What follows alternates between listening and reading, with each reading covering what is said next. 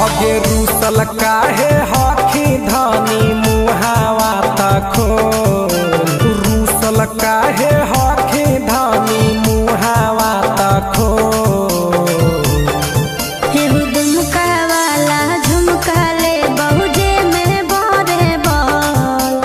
चोली में फूदाना गोले गो दुमका वाला झुमका ले बहुजे में बोरे बो चोली में फूदाना गोले गो दुमका चोली में फूदाना गोले गो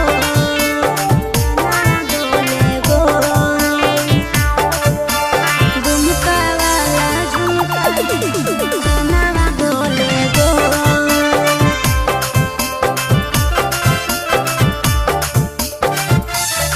हेगे आबे दिहियता बाहर लेके जाई बहु बाजार गे जोन हो तो मन तो न लेली हसिंगार गे संडे मंडे बोलो ही खाली आबो ना हो दिन हो अपन नया नया पिन्हो ही बनो ही शौकीन हो मानी जो ना बात लेके जाइबो भीटू मॉल मानी जो ना बात धनी लेके जाइबो मॉल दुमका वाला झुमका ले बहुजे में बोरे बोल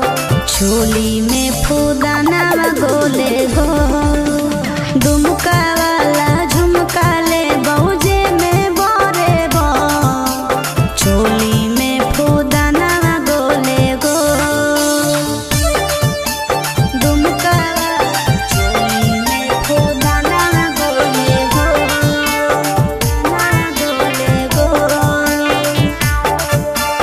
दुमका वाला झुमका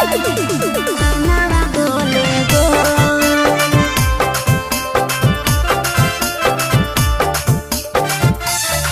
हेगे कहौ दीपक रहा जमाना करे नहीं उदास गे दीबा वाला चूड़िया ली हसड़िया झकास गे चोली में फूदाना गोले सस्ता वाला लेबो नहीं लेबो हम महंगा हो शिफॉन वाला साड़ी लेबो मोती लागल लहंगा हो माथा नहीं खराब करे हो जो कंट्रोल माथा नहीं खराब करे हो जो कंट्रोल